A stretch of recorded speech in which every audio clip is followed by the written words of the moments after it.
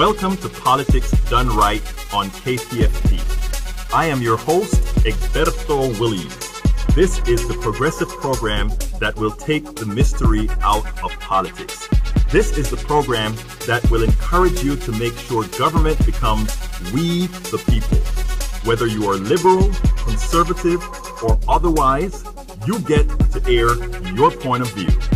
Give me a call at 713-526-5738. That is 713-526-KPFT. Remember, you can also send me a tweet to EGBERTOWILLIES. That is at Egberto Willies. Let us engage. It is politics done right. 1, 2, 3, 4. Well, folks, welcome to one more edition of Politics Done Right. I'm Egberto Willies, your host. Thank you again for spending this 1 hour with me. I promise you we're going to be discussing stuff of substance. Today, we have a great subject, and I hope to hear from you guys because I want you engaged on this one. You know, we have to make sure people are engaged. That's how we're going to get things changed. That's how we get things done. Do remember, folks, that this is a call-in show. The number is 713-526-5738. Again, that number is 713-526-KPFT, 713-526-5738. So give me a call. Before we get started, first of all, Senor Jacobo Santillén, I missed you last week. I mean, you know, we like to have you around here. You know, you have that voice, buddy. What's up? Well, no, I just went to San Antonio last week to learn some combat lifesaver techniques. So if you need me to put a tourniquet on in a minute or less, you got it down, or do a needle chest decompression, I'm your guy. Well, that's good. I mean, at least it was a worthwhile purpose why you weren't here. You know, we survived, but you know, we miss the camaraderie. Now, I'm certainly glad to be back. That's for sure. Well, and we're happy to have you back. Now, please, Jacob, you have something to talk to us about. We have a fundraiser that we want to get done, and we folks, all the listeners at KPFT, remember the reason we are here is we are here to give you the kind of information, the kind of music, the kind of everything that you're not going to get on the standard station. So Santillén, por favor, tell me what we've got. Not a problem. Coming up Saturday, the 4th of April, 2015, of course this year, from 6 to 9 p.m., you please come join us for the Ray Hill Comedy Roast and Gala, presenting oral arguments for and against the venerable KPFT star. It's going to be at the University of Houston Hilton, 4800 Calhoun, Houston, Texas. Come enjoy the VIP reception, the silent auction, a viewing of the documentary The Trouble with Ray, and a roasting good time with Mayor Anise Parker, Sheriff Adrian Garcia, and a host of luminaries giving Ray Hill a taste of his own medicine. This is going to be a fundraiser for KPFT, so please come out. For more information and to reserve a table, you can visit rayhillroast.brownpapertickets.com, or you can email robin@kpft.org or valensky@me.com. That's rayhillroast.brownpapertickets.com, or email robin@kpft.org or valensky@me.com. Thank you very much, buddy. Look, did you know we've been hearing about all these different budgets, the president's budget. We've heard about the Senate budget, the Republican Senate budget, the House budget, Republican House budget, but very little have we heard of something called the people's budget. Do you know that there is a budget out there that is a middle-class centric budget? This budget came neither from the Obama administration nor the Republican Congress, or Senate for that matter. In fact, the budget released by the Republican Congress was a fraud on every poor and middle-class American. Nobel Price winning economist Paul Krugman excoriated the Republican budget. As usual, the president's budget was a compromise budget. It wasn't bad, but it wasn't really the best for the middle class. It wasn't really the best for us. So why have we not heard too much about the people's budget? Are you kidding? Don't you know why? You ought to know why we haven't heard of the people's budget. It's about the plutocracy's control of the message. Well, as long as KPFT is on air, you control the message. You have the ability to learn. You have the ability to get your point across. So, folks, remember, this is a call-in show, 713-526-5738, 713-526-5738. And Senor Jacob Santieng, what time is it?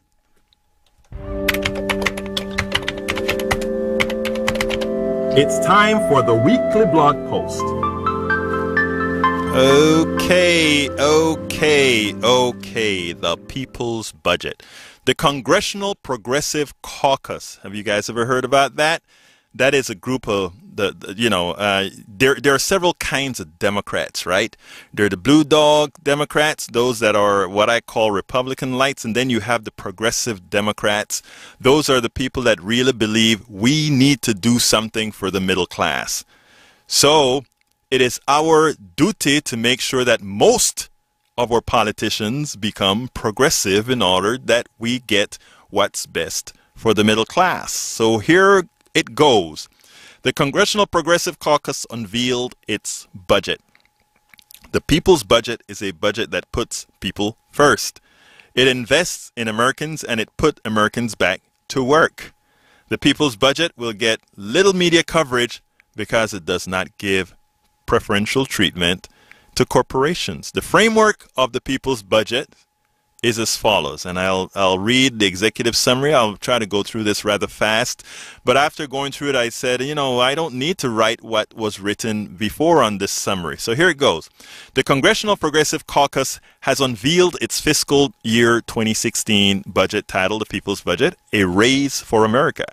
It builds on recent CPC budget alternatives and prioritizing near-term job creation, financing public investments, strengthening the middle class and working classes, raising adequate revenue to meet budgeter needs while restoring fairness to the tax code, protecting social justice, social insurance programs, and ensuring fiscal sustainability. Now, let's talk about what it's all about. The people's budget aims to improve the economic well-being of the working and middle classes by focusing on finally closing the persistent jobs gap, and it provides substantial upfront economic stimulus for that purpose. Now, let's talk about what it actually does. Accelerate the economic recovery. How does it do that? The people's budget would sharply accelerate economic and employment growth. It would boost gross domestic product by 3.9% and employment by 4.7 million jobs at its peak. It'll promote job growth and achieve full employment. The budget's near-term economic stimulus measures should or would create 4.7 million jobs in calendar year 2015 and an additional 3.8 million jobs over the following 2 years. By the end of calendar 2018, the people's budget would support 9.1 million jobs. Now, it makes investments in the public sector. The budget finances around $528 billion in job creation and public investment measures in calendar 2015 and roughly 1.34 trillion over the years 2015, 26, 17. And folks, I know a lot of you are already thinking, how are you going to pay for that? This stuff is paid for, folks. Facilitate economic opportunity for all. How? By expanding tax credits and other programs for middle and working class workers, boosting public employment and incentivizing employers to create new jobs. Think about what Obamacare has done for that independent person who really wanted to own his own company but couldn't because of the fallacies of a false medical system. Smartly cut spending. Or before that, let's talk about strengthening insurance. The people's budget strengthens the social safety net and proposes no benefit reductions to social insurance programs. In other words, it does not rely on simple cost shifting like you get in Republican-type budgets. Fallacies. The budget focuses on modern security needs by repealing sequestration and spending caps that affect the Defense Department. they say Defense Department. I say military-industrial complex. They're being nice. They're being very nice. Aren't they, Santien? Yeah. Okay, thank you. In as much as you're a military dude. Okay. Ask everyone to contribute his or her fair share. Hear this out.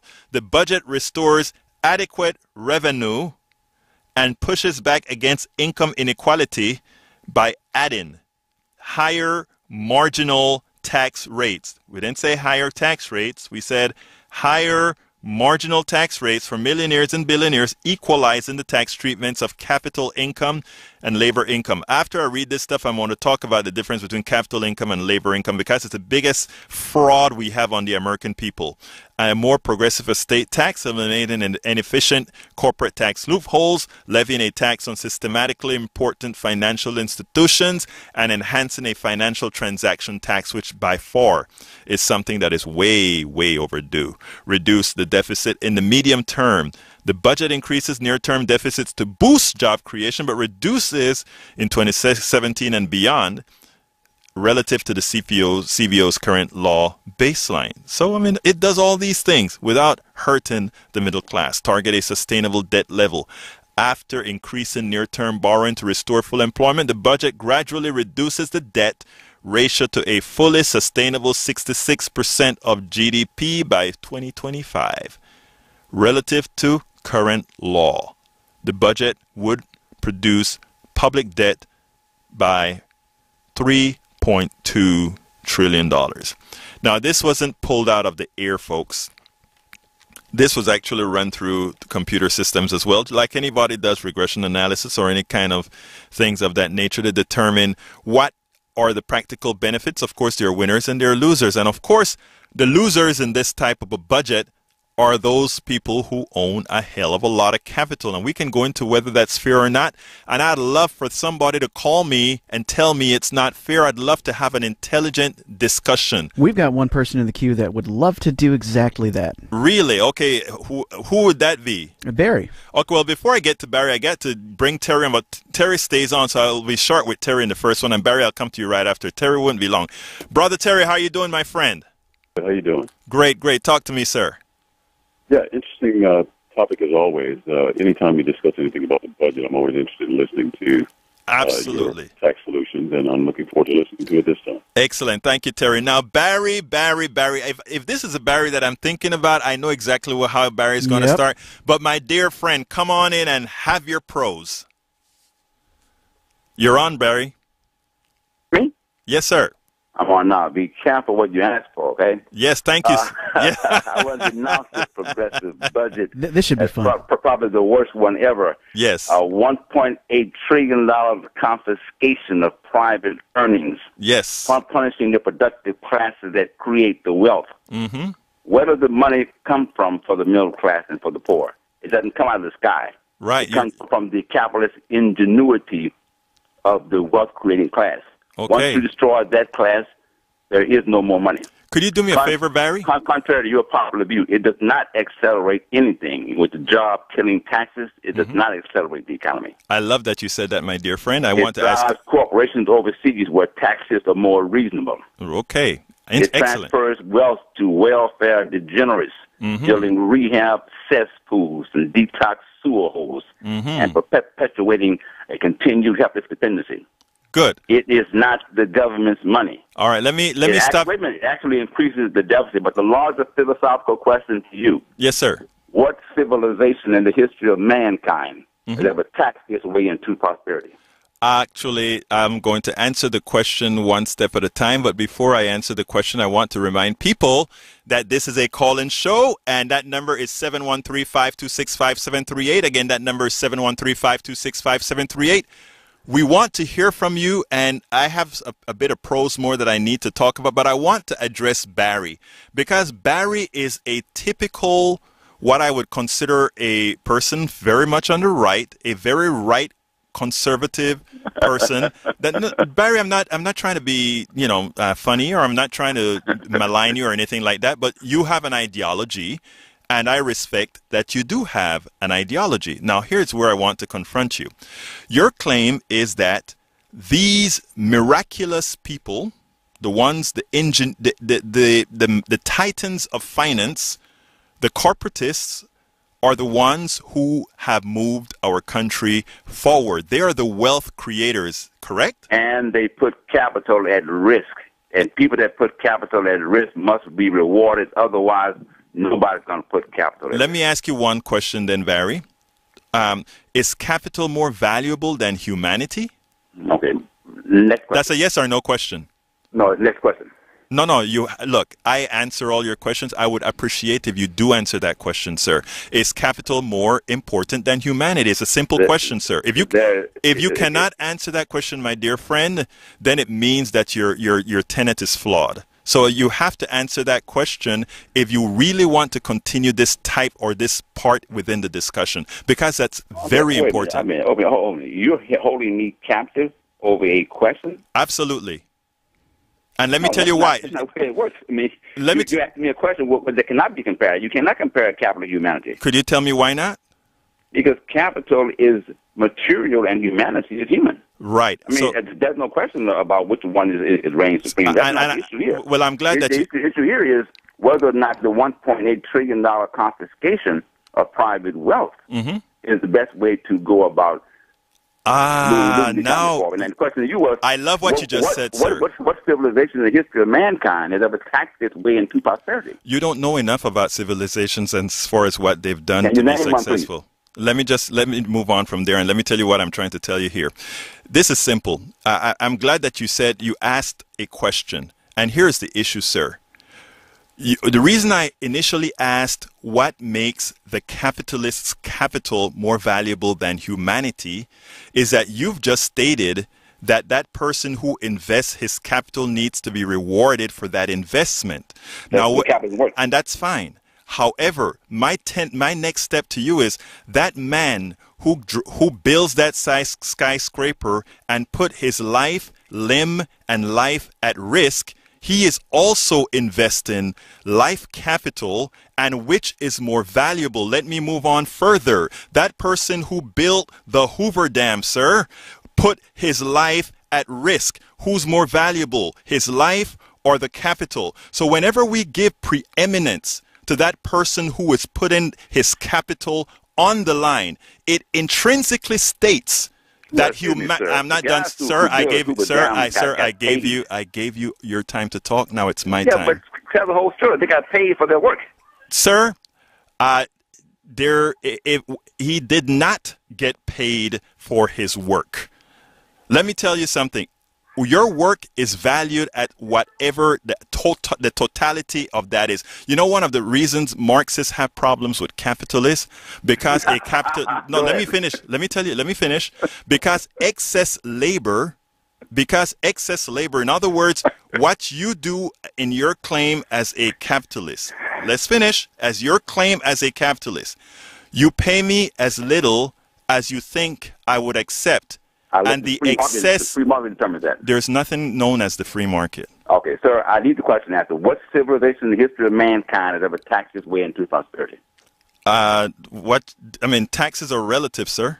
Okay, I don't think you are down for a reasonable conversation. You've got your mind made up. No, not at all. I can ask you. Answering the question, you're making analogies that don't add up. No, I think what happened is that at this point in time, you're realizing that you cannot hold up for one specific reason. Let me give you a good reason. The definition in Economics 101, you learn something that is very important that I think a lot of folks on the right tend to not realize. Economics 101 talks about the marginal propensity to consume. Do you understand what that means? The marginal Okay, let me explain to you what the marginal propensity to consume and why when we talk about the people on the right speaking about death taxes, or the people on the right talking about effortless or taxation that less taxation, why it's wrong. By definition, those that have the least, when monies get into their domain, spend the most. Economic activity is not based on the total amount of capital in a system. It is based on how much or how many times money recirculates. Now, what we've had, and one of the reasons our economy is in the state, has very little to do with high taxation. It has very little to do with low regulation. It has everything to do with a middle class that doesn't have the amount of cash flow to make an economy run.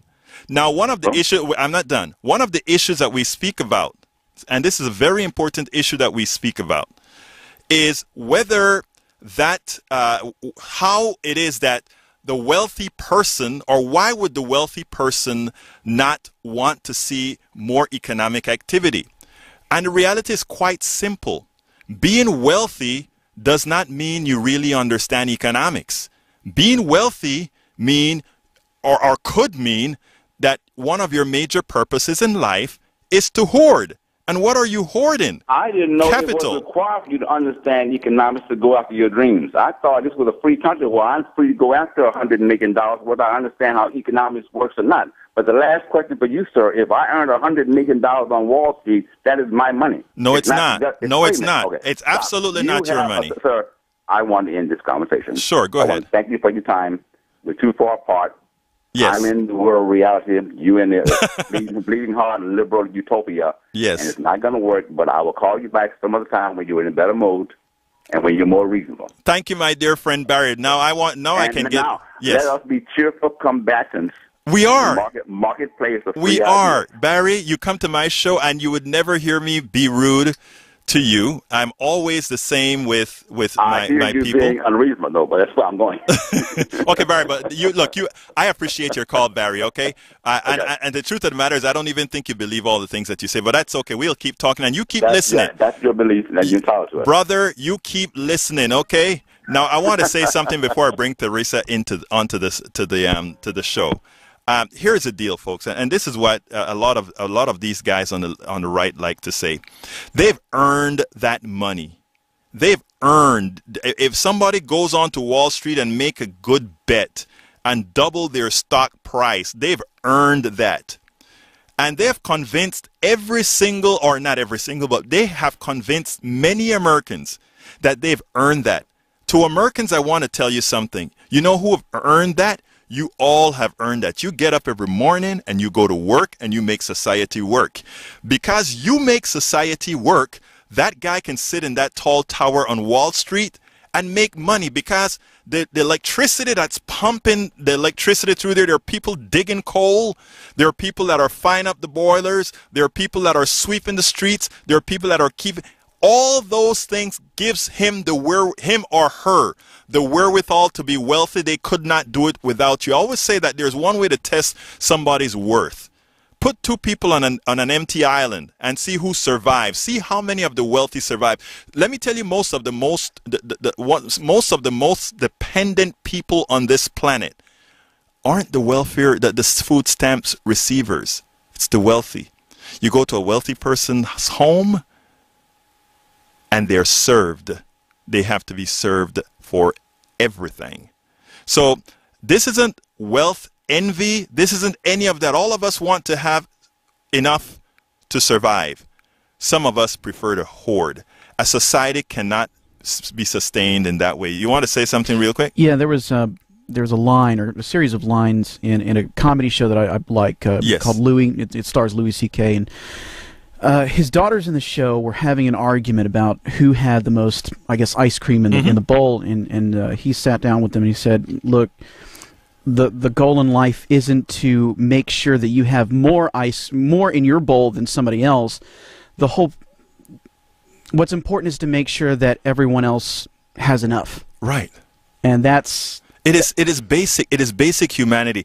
But we have made it vogue to be selfish. We have made it vogue to say this is mine, without realizing what really goes into being yours. There are a lot of people making things that made you what you are. When I came to America and formed my own company and did all these things, I didn't say I was great. I didn't say I could do all of that. You know what I said? Man, it was great that we established a society that gave me the wherewithal to accomplish the things that I've accomplished. And one of the biggest problems we have in this society is to think me, me, me, as opposed to we. We are the ones. Only together can we do things. This computer that makes me a lot of money, I didn't design the microprocessors and all that good stuff that made it happen. And you know what? There's a good chance that I'm making a lot more money than the person whose ingenuity built it. And what I'm saying is we need to come to the point where we realize those things and start making the values that we put out there and the policy that we put out there dictate that. Teresa, come on in. How are you doing, my dear friend? Hi. I feel for the man who wants to think that that our society and our country is to make people rich. I've just been listening to an alternative radio tape. I don't know whether alternative radio is a show that we have on KPFT, and they tape speeches.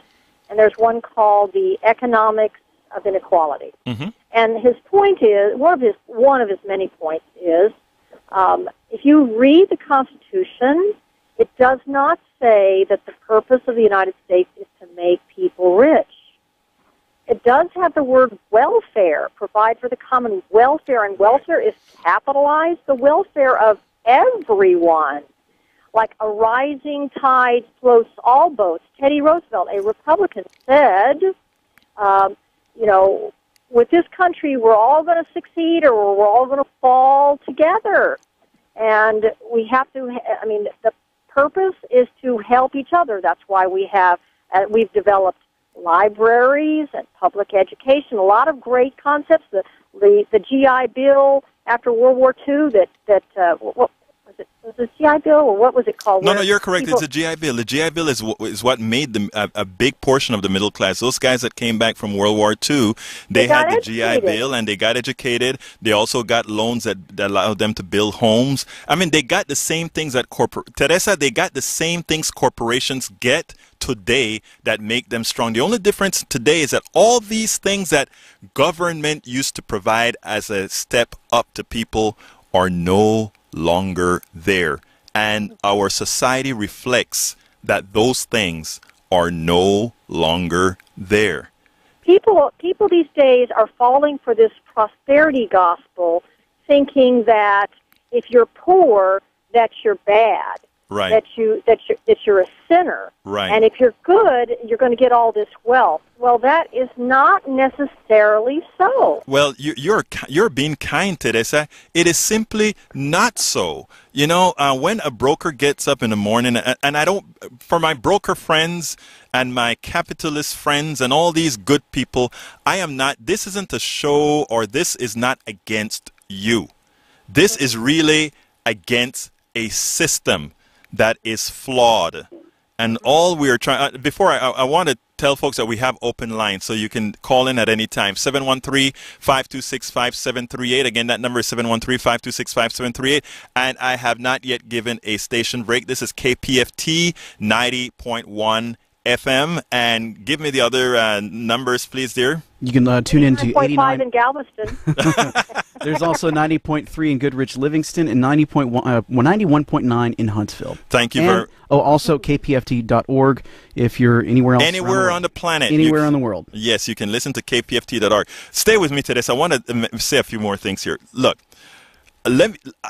I write a whole lot of blogs. One of the reasons that I write a whole lot of blogs is my give back, I feel, to society is to attempt to empower us all. And when I say empower us all, I mean give us the wherewithal to go out there and take what is ours. In other words, take what is yours. It is very important that we do that. We have been programmed into believing that we are worthless. And the reason it was necessary to program us on average that we are worthless is so that that very small minority of folk can actually not, so that that they can take, thank you, Teresa, that's perfect. You answered the question. And the thing about it is, so we can't, before we get a chance to hit the plutocracy, before we get a chance to actually move forward, we have to fix ourselves. And I'm going to speak to folks like Barry. Barry and others, Barry's a good man, but Barry has fallen into the trap into believing that somehow any wealth he has created was created solely by his well-doing, well-being, his capacity. Let me tell you, folks, I've designed a whole lot of software. I've licensed a whole lot of software. There are times that I sit on my butt after working long hours in software in the past and now reaping a lot of the rewards. Is that all mine? Hell no. I owe society right back. I do acknowledge that. And you know why? Because this society, all of us together, is what made these things happen. But we are not taught that in schools anymore. We are not taught civics in school anymore. We are not taught what makes you a good American anymore. We are not. Those people that are fond of Ayn Rand, right? As Johnson points out, Ayn Rand believed that altruism is bad. Right. Oh, it is ridiculous. It is ridiculous. That's a horrible thing to think. Teresa, I know you have more to say, so I'm going to put you on hold, but I want to bring Bruce in and then Nicholas, and then I'll come back to you. Bruce, okay. Come on in. Yes, hi, Roberto. Good to hear from y'all. I love this subject. Barry was saying what civilization actually taxed people and did well. Mm-hmm. All of Europe did. Yes. And every one of them, and it was the king that owned everything, that taxed people at 50% of whatever they were growing and getting rents from them as the same as taxes in. So throughout history, all of the governments have taxed people, and they've all done well or not because of their taxes, but their policies. Bruce, I wanted to answer. You're correct, first of all, but I wanted to tell him something. Remind Barry of something else. Yeah. We did much better when our marginal tax rate on very high income was 90%. And there was a reason why. It wasn't that people were ever going to pay 90% on their capital. What it meant is that capital had no worth if it wasn't working. The reason some capital was given preferential treatment is that if you put that as an incentive to put that capital to work. So therefore, in those days, the people didn't take that 90% tax rate. They threw that capital right back into the system, and then that fomented growth. That is right. Why you can look at the curves. When unions were strong and demanding good wages, and when they were given good wages, and you look at the population versus the employment curve and wealth creation curve, it was much better than now. It tracked unions. It tracked those tax rates. Reagan destroyed. And for all you Reaganites, look at the numbers. It is out there, but I don't need to convince too many of you of numbers. Just look at your life. You wanted to say something. Well, I mean, didn't marginal tax rates that hovered around 90%, wasn't one of the mechanisms of those tax rates to act as sort of a de facto salary cap? So let's throw some back of the envelope numbers out there. Let's just say at $200,000 a year, you'd pay, I guess, say, let's throw out 75. Right. If you went over a dollar over that, you'd go into the next bracket of 91% or something. The marginal difference, yes. Right. So I mean, and that's a progressive tax. Exactly. And what he said is very important as well. It means that after we reach some arbitrary number, and those arbitrary numbers of course will go up with inflation, you come to the agreement as a society that the marginal increase is not limitless. And the reason why you want that is from a mathematical standpoint. Here is a deal, and this is a simple an economy isn't rocket science. It is actually rather simple. They make it difficult so that they can do shenanigans with it. That's the only reason they make economics quite complex. Here's the deal. If the wealthy's wealth, which means they are taxed less on their income from capital appreciation, they are taxed less, and they have most of the money. And if their money is taxed less and it grows at a higher percentage rate, and the middle class and the poor grows at a percentage rate lower than their rates, it actually is unsustainable. It's a mathematical fact. If the economy is growing at a slower rate than the composite growth of the wealthy's wealth. That means the wealthy's wealth is coming from the middle classes and the poor. That's a mathematical certainty. That's a mathematical fact. And in being a mathematical fact, we can actually see it in real life. That is the reason why Oxfam has said in the year 2016, more than 50% of the wealth of the world will belong, and I don't quote this exactly, but it's something on the order of more than 50% of the wealth, Bruce, is going to be controlled by, I don't remember if it was 400 people or however many people it was going to be. But it was an absurdly low number. Right. These are mathematical certainties. These are not even debatable, unless you don't believe in math, of course. Then again, some people think the Earth is 6,000 years old. Bruce, you have anything else to say before I jump to Nicolas? Sure I do. Excuse me. The wealthy people can make over 10%, and they can make more on their capital just return on that. So if you've got a low growth rate, they make more because their differential between the growth rate and the capital return is much higher. And then you get into compounding, which makes that over the time much more valuable to them. But there's another Wages kicker. Don't have that. Right. Can you imagine what's going to happen when the wealthy people have all the money? There's another, you're correct, Bruce, but there's something even more sinister, okay? And here's a sinister. By having low taxes and running a budget deficit, and the people who buy the U.S. bonds are the wealthy, they're getting a gimme on their money, right? In other words, they get Instead money. Instead of being taxed, they're loaning the money to the government and right. they're getting interest on it. So they're getting a return. So that is a perfect transfer of wealth from the middle class to the rich. And these are the types of concepts we have to somehow get into the psyche of the general population at large, that they don't quite understand that deficit spending is actually another way to transfer wealth to the wealthy, because It's the wealthy who owns the bonds that we pay interest, and we are paying over $300 billion, I think, in interest. So right now, America is transferring every year over $300 billion to the bondholders of our debt. And let me tell you the biggest lie that you have out there. They have you believing it is the Chinese who owns most of the U.S. debt. Folks, no, 1.2 trillion. It's not at all close that the Chinese own it. You know why you know why they tell you the Chinese own our debt?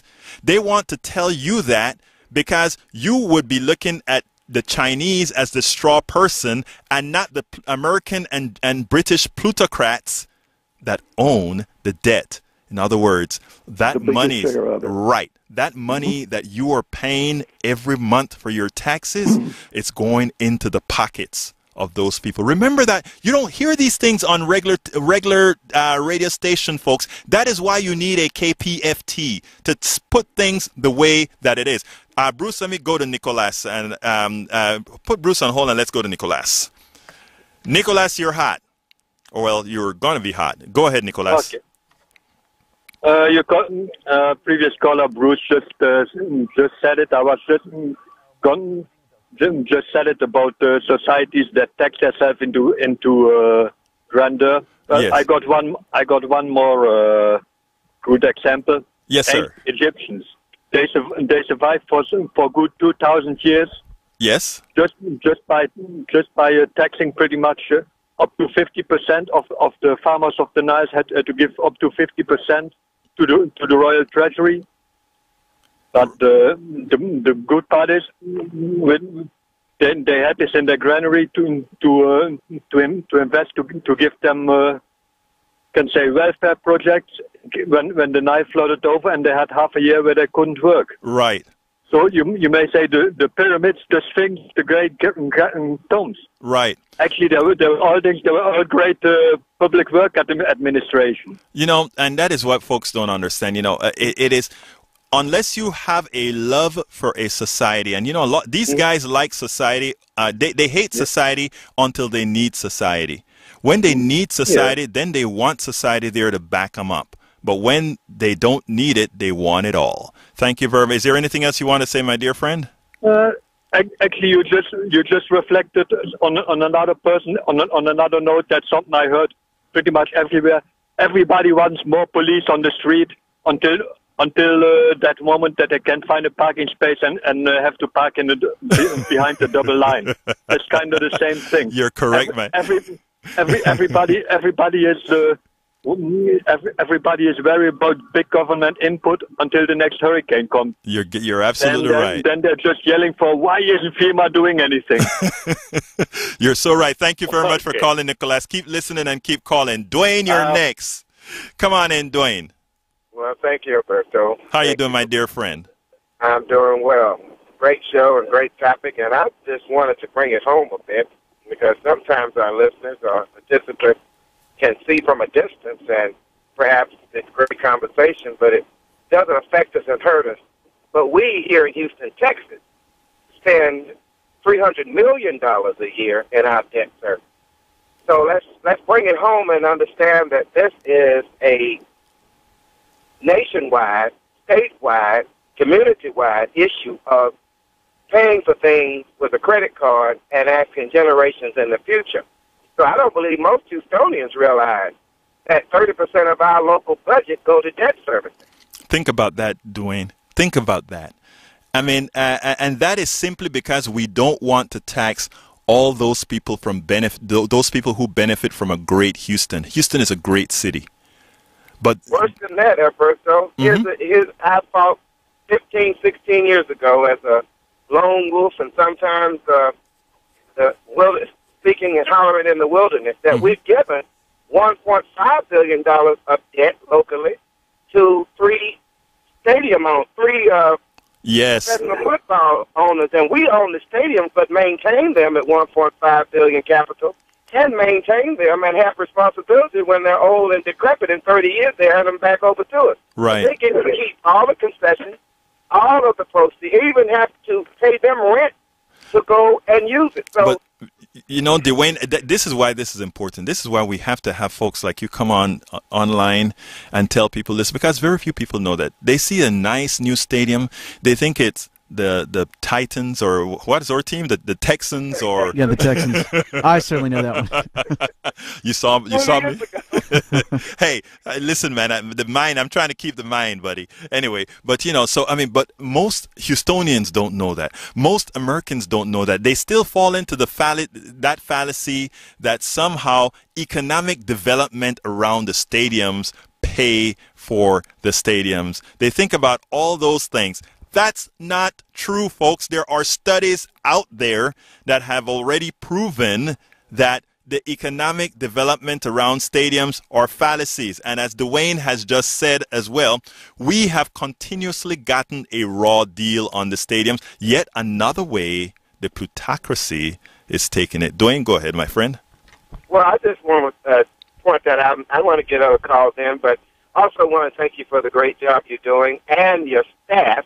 I want to encourage y'all to contact me if you want to get to that Ray Hill Roast and Toast. I'm trying to fill up a table, and we need the programmers and staff and everybody to be there in that room.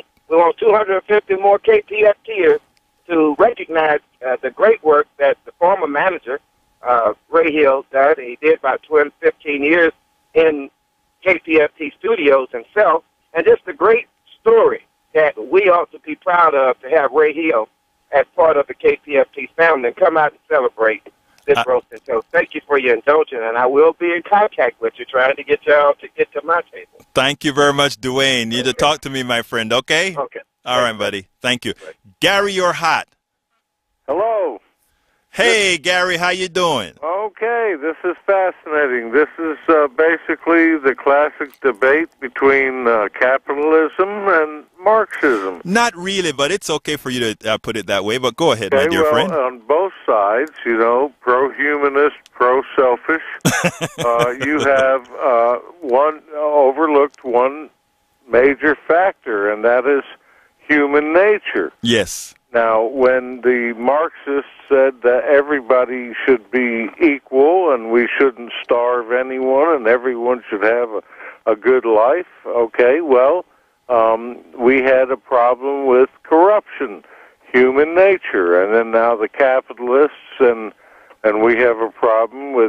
a guy making $1 billion and another guy, just scraping by like me. And so I think that we're overlooking the basics of reality, of nature. We're all animals, and we all want to survive, and Bruce? we all want to prosper Bruce? and have... Not Bruce, Gary. I want to stop you there for only one reason, okay? You are so right. We're all animals, right? And we all have those negative vibes until we allow our intellect to take over our carnality. That's how I usually put it. We want our intellect to take over our carnality. And how do we express our intellect? We express our intellect through policies. And these are, so when we are able, when cool heads reign, to create policies, we look at how things would be, assuming we don't allow our carnality to make policy, and then we operate that way.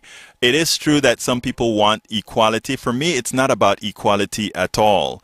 Let me tell you what it's really about. It is about fairness. And when I say fairness, I mean some people are going to make quite a bit more money than others. There are some people that want to get, like, as an example, when I was forming my company, I worked at least, and I'm not kidding, but 18 hours a day minimum. Slept 3 to 4 hours a day. I did that for over a decade. Putting it together. I worked hard. There are a lot of people that want to do that. There are some people who, however, they just want to do, there's nothing wrong with it, but they just want to get a 9 to 5 and come home and take it easy. And that is fine as well. We do what we want to do. However, to state that somehow I should be, because I want to bust my butt for X amount of time, should have orders of magnitude over that worker who may also have been working for me, makes no sense, because that is saying I am profiting from his excess labor. And that is a very touchy thing. That's for another show, of course, but working off of somebody, profiting off of somebody excess labor, we should be very, very careful and make sure that we do this in a sustainable and a fair manner. Gary, I need to jump to Coach, but tell me before if you have another quick statement you want to make, my dear friend. Nope, that was it. Thank you, Gary, and as usual, you keep listening, you keep calling, my brother. Coach Bill, come on in, sir. Hey, Egberto, how you doing tonight? All right, my friend, talk to me. I am going to take exception to the comment about human nature. Sure, go ahead. The prevailing sentiment that was expressed, and if you want to quickly summarize it in one sentence, we can go from there. But humans are not inherently selfish. It's learned behavior, just like racism and any other form of prejudice or bigotry. It is based on the myth of scarcity. And I'm going to recommend a film to you. Okay. Called I Am. And it was put together by a fellow named Tom Shadyac. Okay. Tom Shadyac is the director that made Jim Carrey rich. Mm-hmm. So he's not, some kind of a Marxist modern spiritualist or anything. Right. But the movie goes into great detail and shows some terrific examples in the animal world of animals acting for the social benefit of the herd. And it's really quite fascinating. You know what? I'm glad that, Coach Bill, I'm glad that you're telling me this, okay? Because let me tell you why I'm saying this. Because first of all, I think personally, I've also bought into the thing that human nature, or humans by nature, are selfish. I think I have bought into that. And I would love to see that film that you're talking about, so that I can reprogram myself if that becomes necessary. Because I find in what I do personally, in what I'm doing, what I call the benevolent thing, trying to get the messages out, investing in things that aren't necessarily profitable to get things out. I wonder sometimes if this is something that I decided to do, you decided to do, or let's say Jacob decided to come in here and volunteer, Are we just doing this for the, we all do this. Are we doing this because we really want to make a change in society and it's within us? Or did we intellectually discern that we needed to do this? You get what I'm trying to say, Jacob? Yeah, no, it makes total sense. You get what I'm trying to say, Coach Bill? Absolutely. So, I mean, I really want to see that movie that you're talking about, because I would love to be convinced that we are not inherently selfish. Because if that is the case, my God, think about how we have, in Spanish, trastornado, how we have really twisted things around to change our psyche, if you will. But continue, Coach. Well, I would put a frame around this. There was a time when, our technology and other aspects of the way people lived, and I'm going back, thousands of years, there really was scarcity in the world. Mm-hmm. That poverty, even in a tribal culture, they had feast and famine, good years and bad. Mm-hmm. Weather had a lot to do with it, a lot of things like that. That's not the case anymore. And I wish I could cite you a source, but, we have, 7 billion people in the world, 9 billion people in the world? Right. And I read something recently said, we produce enough food to feed 11 million. Right. Hungry people. Right. That's a distribution problem. That's not a scarcity problem. No, you're absolutely correct. I never bought into this in our era, at least. I've never bought into the scarcity. Scarcity issue. Even if you look at the petroleum, right? We've always talked about supply and demand, but yet supply is really controlled, right? OPEC has been deciding that they want to raise or lower supply. Americans decided when we started fracking that we're going to do X, Y, Z with the supply as well. Look at what we're having now. We are having an oversupply problem. I wonder why. Oh, maybe we want to force Iran to the table. Maybe we want to force Russia to the table. Or maybe we want to bring down Nicolás Maduro in Venezuela. So think about that. Well, all of those are possible, elements in the equation for sure. Right. There's a political foundation beyond the supply and demand issue. Right. But, just think about, that word, scarcity. We are conditioned to think that there are a lot of things that are scarce when they really aren't. It's a choice that's being made, to limit distribution. Hungry people serves, somebody very well. Exactly. It scares everybody else that's almost hungry. You know something? That is a very good way of putting it. And if you notice, I think we've kind of alluded to that to some extent, even with the way that our plutocracy do things right now. But Coach Bill, I want to get back. Is there something else that you want to mention, sir? For one other thing, you were talking earlier about taxes in Yes. the city of Houston. There was somebody on your station, not on your show, not too long ago. He was a former attorney with HCAD, Mm-hmm. which is the Harris County Appraisal District. Mm-hmm. And he was talking about his entire department of lawyers, that argue about appraisals, Mm-hmm. consists of, I forget the number, but it was pretty small, 6 or 8 lawyers.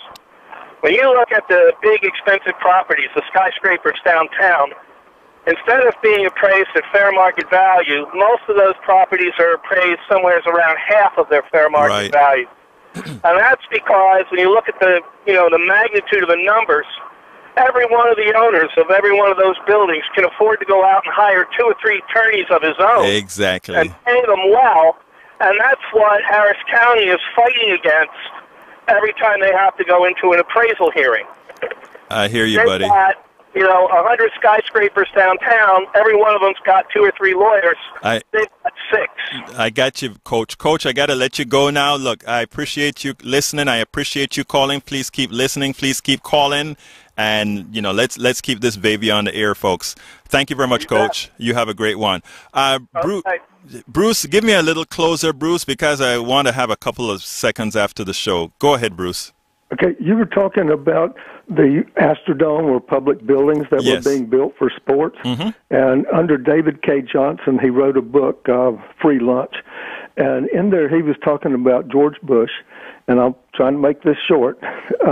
He went over to Dallas, bought a mediocre baseball team that wasn't making much money, and then he went to Dallas and had them to build a big stadium, which had big money for tickets and concessions and all of that for them to play in, and then his team was worth a lot more money. He ended up making over $10 million on the deal. And we made very little. And we made nothing. Nothing. Okay. Thank you and he didn't even pay taxes on it because he said that his management fees, which would have been wages, was actually an investment of his, and therefore he didn't have to. He's converted his wages over to capital gains, which was ridiculous. Ridiculous. Thank you very much, Bruce. It's a pleasure having you. Please keep listening. Please keep calling. Sure will. Thank you, sir. Give me a quick one there, Terry. Quickly, as always, vote, vote, vote. And the next time you get hit by a right-wing statement of asking you which nation has taxed its way to prosperity, the easy answer and obvious answer is every nation state that's levied a tax. I love that. That's why I love having you on, buddy. Take care, Terry. I appreciate it, my friend. Okay, folks, thank you very much for listening. I've got 30 seconds to say something. About the people's budget, that's how we started the show. I wanted to get you knowing that there's more to budgeting, more to what we have than just what the Republicans or the generic Democrats have for you. But more importantly, one of the things I really want to get out of this show is for folks to first realize you have your rights. Secondly, you are worthy. And thirdly, assert your rights to prove you're worthy. Do not allow the politicians to continue to do what they have been doing to us all, misleading us into thinking that somehow we're worth less than those who have capital.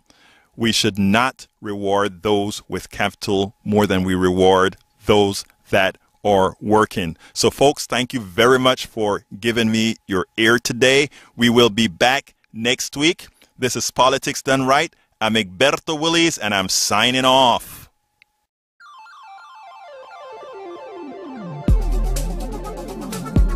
Thank you very much for listening to Politics Done Right. I am your host, Egberto Willies.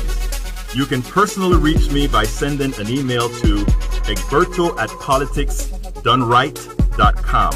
Remember, Egberto is spelled E-G-B-E-R-T-O. Change starts with you. 90.1 KPFT gives you information not tainted by corporate interest. Please visit kpft.org and contribute. Let's ensure continued access to real information and news remain available to all. Again, thank you very much for listening to Politics Done Right.